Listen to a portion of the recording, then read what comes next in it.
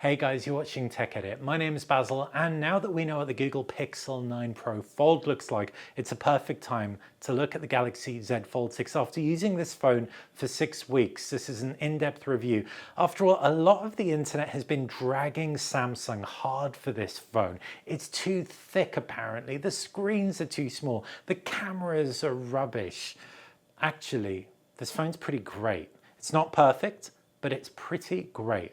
There is a lot of competition. The Honor Magic V3 is on its way. The Honor Magic V2 is already here and it's excellent. The OnePlus Open, Oppo Find N3, and the Vivo X Fold 3 Pro. I've also reviewed the Xiaomi Mix Fold 4, and that's my current favorite foldable out now, even though it's only available to buy in China or on import elsewhere. But the reasons the Z Fold 6 is actually so good is because it is a kind of perfect upgrade for anyone coming from a Z Fold 2, Z Fold 3, Z Fold 4.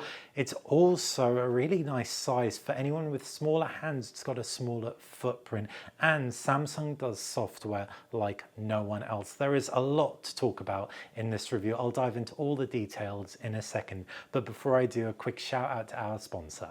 If you're watching this video, there's a very good chance that you too are a techie, someone with a phone, a laptop, a tablet, maybe even a second phone.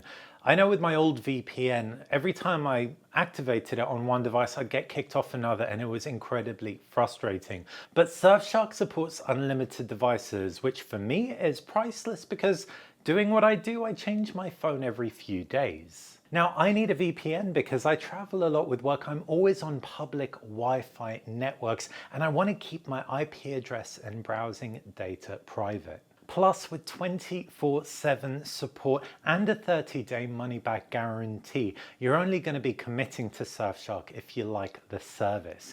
And when you do come to sign up, if you use the code TechEdit, you can get 4 months free on a 12 or 24-month plan. All the details in the description below. Back to the Galaxy Z Fold 6, and one of the key reasons you may be thinking of picking up this phone is if you already have a Z Fold 3 or 4, two phones which, by the way, have been updated to OneUI 6.1. Samsung's update track record is very good. So anyone who's used to those aspect ratios and screen sizes, the Z Fold 6 is better in every way. It's a little bit wider, so the front screen's that bit easier to use. The style is elevated, and it is a great performer as well. Anyone who isn't happy with the old Z Fold, new to foldables, or wants an upgrade from a different foldable maker, you've got options. If you're in the US, it's a Pixel 9 Pro Fold or the OnePlus Open. In Europe, Middle East, Asia, you can pick up the Honor Magic V2 or V3. And in China, you can obviously get Huawei phones as well as the Xiaomi Mix Fold 4.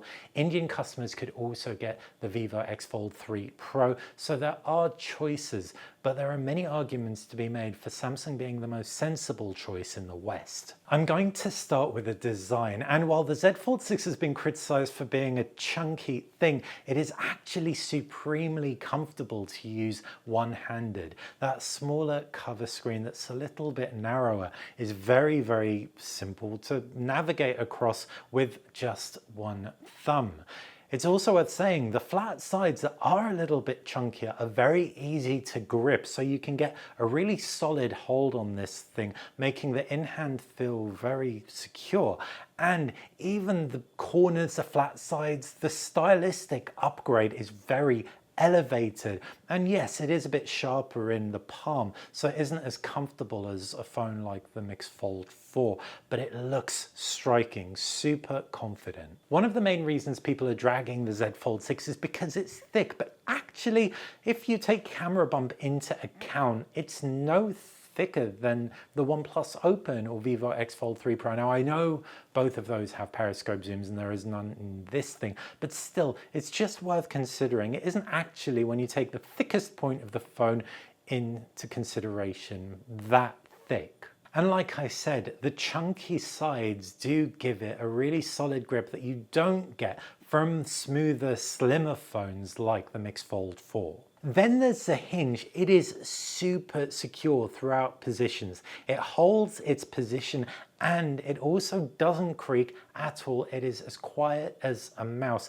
unlike many other foldables, especially past Gen foldables. This solid feel gives me a bit more confidence in the Z Fold 6's durability than competing foldables, and with IP48 water and dust resistance, slight dust resistance, it can also handle a splash. There are also some smart design choices. On the right hand side are all the buttons, and they're all on one side of the phone. The volume and power buttons on the right side when opened out.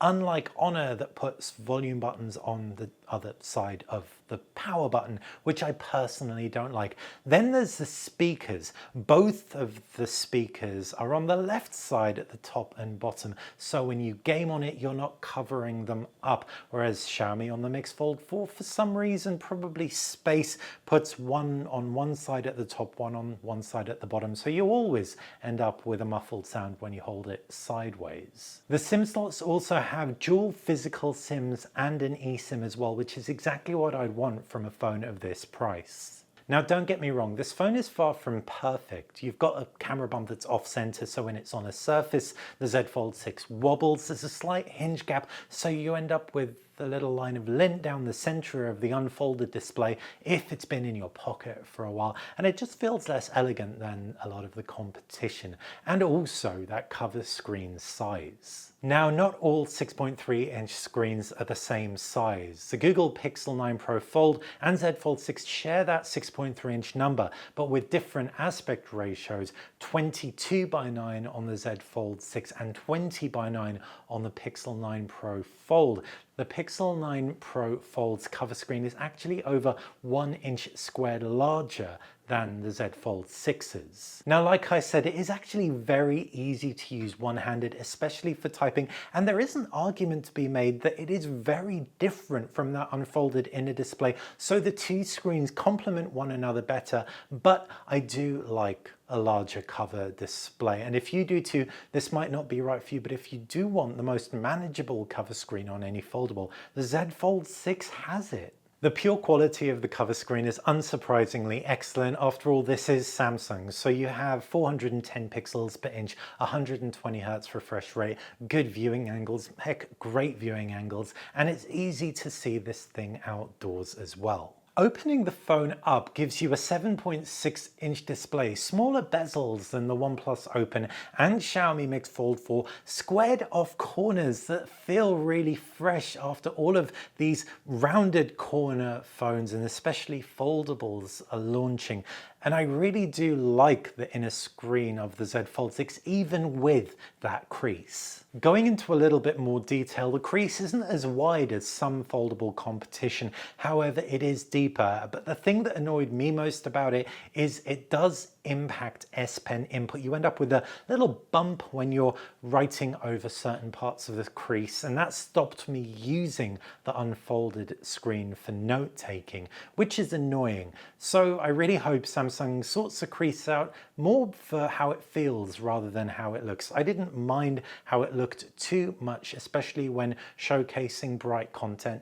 Dark content, or when you've got the screen off, the crease is very visible. You've also got that under display camera on the right side of the phone, and the pure screen quality of the unfolded Z Fold 6 is excellent. Again, a 120 Hz display, 7.6 inches, like I said, LTPO AMOLED panel. Content looks beautiful on here. It's also fantastically bright for an unfolded display, a peak HDR brightness of 2600 nits, and also 374 pixels per inch means it's nice and sharp. Sticking with multimedia, and I really like the speaker quality from the Z Fold 6. That extra depth creates a more rounded sound than you get from the S24 Ultra, which for me sounds quite tinny, whereas the Z Fold 6 actually carries a warmth to it that I appreciated. So whether you're listening to music or playing back a movie, I never found the Z Fold 6 got too shrill for my ears. The Z Fold 6 runs OneUI 6.1.1 over the top of Android 14 and has 7 years of guaranteed operating system updates, and that is exceptional and really does combine with the reliable hardware to give me a little bit more assurance that this phone will go the distance. There are 4 key highlights that I really appreciate when it comes to the software experience. The first is an independent cover screen UI from an inner screen UI. The second is a taskbar on the inner screen, which is an extension of that. The third is solid multitasking when the phone is open. And the final one is an all-encompassing benefit, and that's AI. Starting with the first point, and I can make my home screen on the front display look completely different to my home screen on the inner display. So when I open it out, I don't just get the same experience, two pages squished into one view. I get apps organized in a way that is unique to that inner display and fits my tablet needs better. And that brings me on to my next point, which is the taskbar. That taskbar when the phone is open is so intuitive for bringing apps into split screen view. It's what we use on tablets, iPads, etc. So it's no wonder that it's usable on an unfolded Z Fold 6's inner display. When you're using the front display, you have that swipe in sidebar, which you'll be very familiar with from standard candy bar phones. So again, it's really catering to how you need shortcuts when you're interacting with a foldable phone. As for multitasking, it's very familiar, but if it ain't broke, you've got 3 apps split screen multitasking, you've also got floating window support, and you can dock an app on the side when you're not using it, and that is very, very intuitive.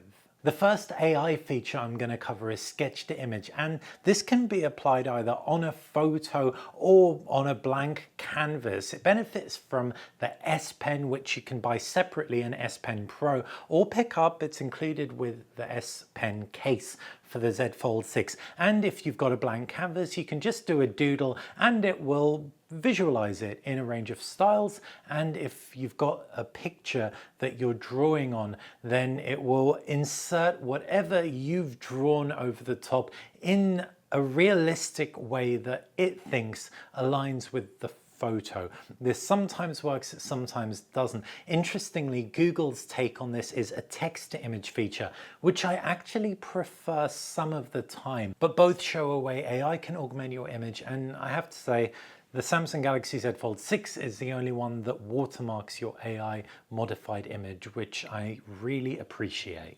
It's also worth saying the feature is available in Samsung Notes, so you've got a pretty holistic suite of AI sketch-to-image solutions on the Z Fold 6. Next are the language features, and the new big one for the foldables is the dual screen interpreting, so the person in front of me will be able to see what's written in their language and I'll be able to see what they say interpreted into English. And I've used it a couple of times with my mum, who speaks 7 languages, but my mum also runs an interpreting and translation company, and that's pretty crazy for her to get her head around, that this phone could put her out of business. The same could be said for artists with the AI sketch to image feature, especially on the Pixel, which actually does a more compelling, convincing job with Pixel Studio than this.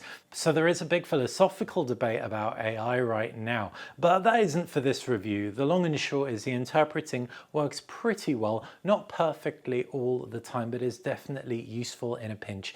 I think it works better on the Z Flip 6 just because it's a bit less awkward than the Fold 6, but the Fold does have those bigger displays which are easier for everyone to see. There are a lot of native language tools that I tested in English, for example, as well, that were introduced on the S24. You're recording a meeting, the phone will transcribe that meeting and summarize your meeting notes, identifying individual speakers as well. You can also enter text prompts so that the phone can write full emails for you or social media posts, and it will also correct your writing, going beyond predictive text, rewriting what you've written in a different tone. There are also a lot of image editing AI tools. For example, you can rotate your image without cropping it, instead generatively filling in the blanks. You can remove objects or you can select them, resize them, and again, generative fill will make it all look pretty seamless, and it works well in my experience. Finally, there's Portrait Studio, which ingests a picture of a person that you've taken, reimagines it in one of 4 styles: watercolor, 3D cartoon, comic, or sketch, and it's a lot of fun if you've got kids. In other words, there is so much software going on in this phone, whether it uses AI or not. And if you're coming from a past Galaxy, you may well know about Good Lock, so you can customize your phone much more extensively than you would be able to other Android phones. And gamers have Game Plugin. Now, is this overload?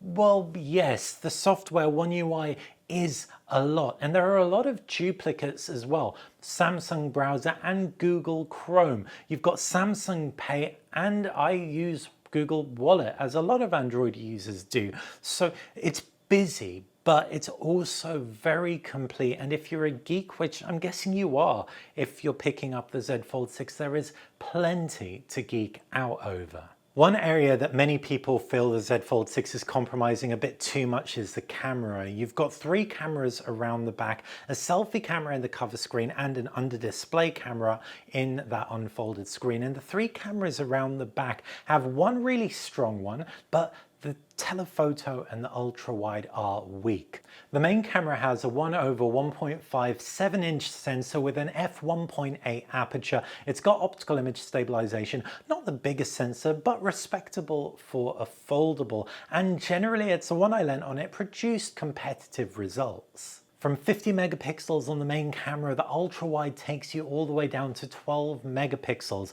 A 1/3.2 inch sensor is also relatively small as well, and there's no autofocus. So unlike the Vivo X Fold 3 Pro or OnePlus Open, you can't get those really wide angle macro shots. Although, speaking of wide angle, the Z Fold 6 does have the widest angle of all the foldables out now. Onto the other side of the spectrum, and the 1/3.94 inch sensor and that 10 megapixel resolution, plus there is also no periscope structure, is a bit of a shame. It's just going to drop the ball compared to key competition. However, you do have a relatively wide aperture, f2.4, so the 69mm equivalent focal length also isn't too bad. It would have been nice if Samsung particularly upgraded this module though. The primary camera is competitive. It captures a decent dynamic range. It does try and pull a lot of shadow detail out and has that HDRE mode, but simultaneously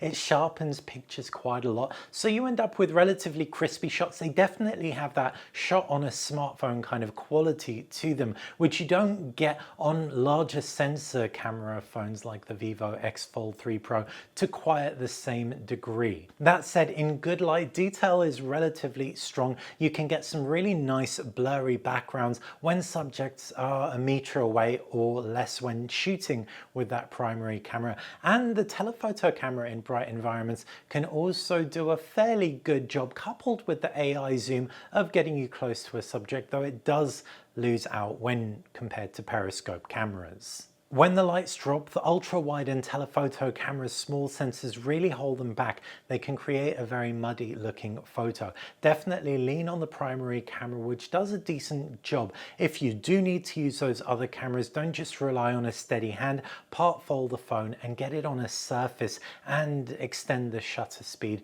to get the detail you want and compensate for those tiny sensors. Samsung does add in loads of shooting modes. You've got camera raw, and paired with that slow shutter speed you can get when you do have this phone part folded and steadied on a surface, there is a huge amount of scope for creativity. It's just a shame that the camera hardware can't necessarily match the software in the Z Fold 6. I was also really impressed with vlogging on the Z Fold 6. When you open up the phone, obviously, you can use the primary camera, so that's going to give you that slightly shallower natural depth of field.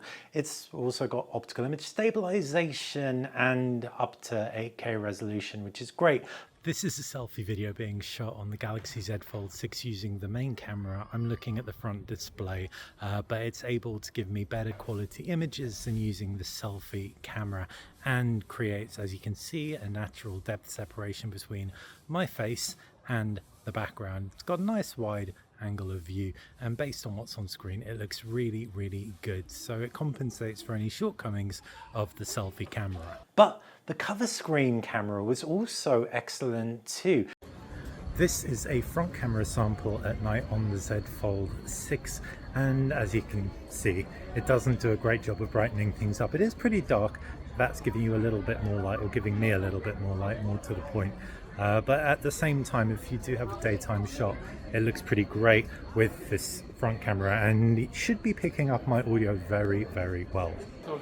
Flipping the phone around, and you can see the primary camera does a much better job when the lights are low. On screen it looks pretty grey, a little bit like softer than it would if the light was a brighter scene. Ultra wide darkens things pretty quickly, and the telephoto does too, adds a little bit of muddiness to the mix, but punching right back, lean on the primary camera and you will be fine. So if you are thinking about picking this phone up for vlogging, it's really manageable in the hand. Like I said earlier, the grip really does matter. So the narrower screen isn't a bad thing. And if you do want to put the phone on a surface, you can vlog using that front camera or that rear camera as well. So really great in that respect. So while the camera definitely isn't a home run, it still has its strengths, especially when you're leaning on the primary camera.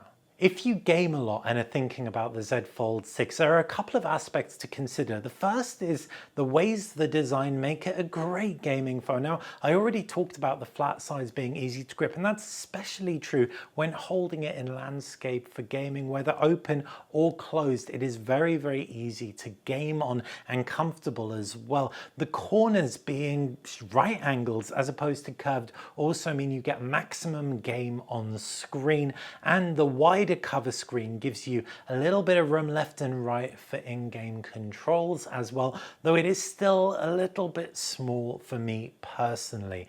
Then there are the speakers that I already spoke about. Impossible to cover up when open, though you will be covering them up if you're gaming when it's closed. So that's the design, and it's very fit for purpose for gaming, especially when open, but the performance isn't quite as good as non-folding phones. Samsung throttles the 8 Gen 3, which is a bit of a heat producer, and you do see that in games, though I will say frame rates were consistently higher than thinner phones like the Xiaomi Mix Fold 4, so the Z Fold 6 does beat out some competition. A benefit of the throttling is that this phone does not get too hot, so I was able to pare back graphics slightly and play for hours very comfortably. At the price, I really do think Samsung should have included 512 gigabytes of storage rather than the 256 they include in its starting capacity. Battery life on the Z Fold 6 is not excellent, but it's definitely good enough. If you use a cover screen 70% of the time, the inner screen 30%, you'll have no trouble lasting a full day with it. Lean on the inner screen more, and that's when you may hit some low battery warnings. If you do want to charge it, you're going to have to settle for some pretty slow charging speeds. 25-watt charging, which is kind of nuts because of the high capacity. It actually charges slower than some old Z Folds, which is not great, Samsung. You do have wireless charging at least, but again, even that's capped to 15 watts. So charging speeds definitely not a forte for the phone. And so if I could click my finger and change the Galaxy Z Fold 6, the key things I'd focus on would be add S Pen support to the cover screen. This has been a long time coming, and I'm so surprised it still isn't here. I would put a larger, faster charging battery. In fact, it's mainly the faster charging that matters, but if they can get more milliamps in there, even better. The camera hardware as well. Even if you don't want to disrupt the size with a periscope camera, at least get a telephoto with a nearest focus distance so you can create nice macro-y type tele shots, and an ultra wide with autofocus. The primary camera is fine, it's competitive, but it isn't mind-blowing, and I'm not a big fan of Samsung's sharpening in their photo processing, so maybe dial that a little bit back too. Also, I wouldn't mind the cover screen being just a little bit wider. But having said all of that, the Galaxy Z Fold 6 is without a doubt the best foldable for anyone who likes